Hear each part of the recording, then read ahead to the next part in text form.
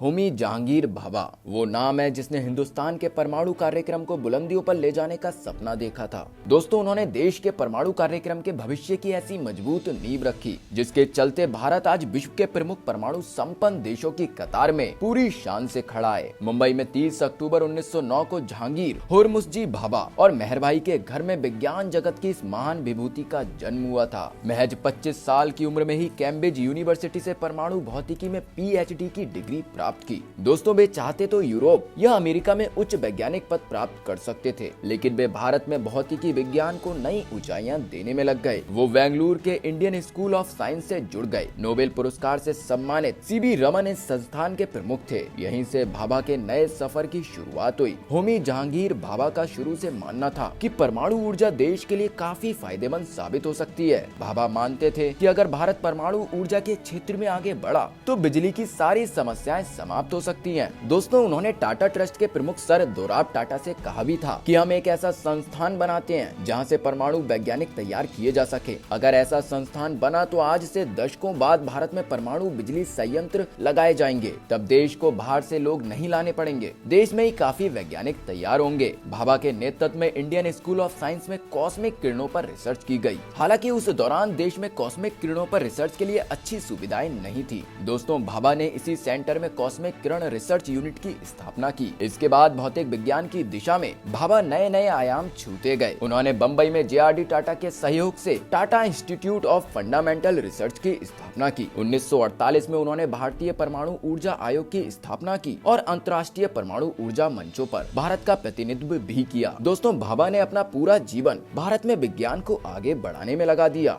भाभा एक महान स्वप्न दृष्टा थे। उन्होंने परमाणु वैज्ञानिक राजा रामन्ना से कहा था, हमें परमाणु क्षमता रखनी चाहिए। पहले हमें खुद को साबित करना चाहिए, उसके बाद अहिंसा और परमाणु हथियारों से मुक्त विश्व के बारे में बात करनी चाहिए। परमाणु क्षेत्र में उनके अतुलनीय योगदान को देखते हुए अगर उन्हें परमाणु पुरुष कहा जाए तो ये गलत नहीं होगा। दोस्तों, 1953 में जिनेवा में आयोजित विश्व परमाणुविक वैज्ञानिकों के महासम्मेलन में उन्होंने सभापतित्व भी किया। डॉक्टर भाभा ने 4 जनवरी 1966 को भारत सरकार को गोपनीय प्रस्ताव भेजा था, जिसमें कहा गया था कि भारत सरकार की अनुमति मिलने पर परमाणु वैज्ञानिक 2 साल के भीतर परमाणु बम बना सकते हैं। इस प्रस्ताव पर प्रधानमंत्री लाल बहादुर शास्त्री सहमत थे, किंतु संभवतः दुर्भाग्यवश PMO के किसी अधिकारी ने ये पत्राचार लीक कर दिया। 2 वर्ष के भीतर भारत के एटम बम बनाने की क्षमता हासिल करने की बात कहने के कुछ ही समय बाद 11 जनवरी 1966 को रहस्यमय परिस्थितियों में लाल बहादुर शास्त्री की मृत्यु होना और 24 जनवरी 1966 को विमान दुर्घटना में भारतीय एटमी कार्यक्रम के जनक होमी जहांगीर भाभा का मारा जाना अब भी रहस्य बना हुआ है। दोस्तों, डॉक्टर भाभा की मौत को लेकर कहा जाता है कि वे विदेशी ताकतों के साजिश के शिकार हो गए। विदेशी ताकतों को लगता था कि डॉक्टर भाभा के रहते भारत बहुत ही जल्द परमाणु ताकत बन जाएगा। 24 जनवरी 1966 का दिन भारत के इतिहास में एक दुखद दिन के रूप में सामने आया। फ्रांस के मॉन्ट विलोंग में एक विमान दुर्घटना में उनकी मौत हो गई। दुर्घटना के वक्त इसमें भाभा समेत 106 यात्री और 11 कर्मी दल के सदस्य सवार थे। दुर्घटना में कुल मिलाकर 117 लोगों की मौत हुई थी। वर्षों बाद विमान का मलबा मिला, जिसे उन्होंने फ्रांस सरकार को सौंपा।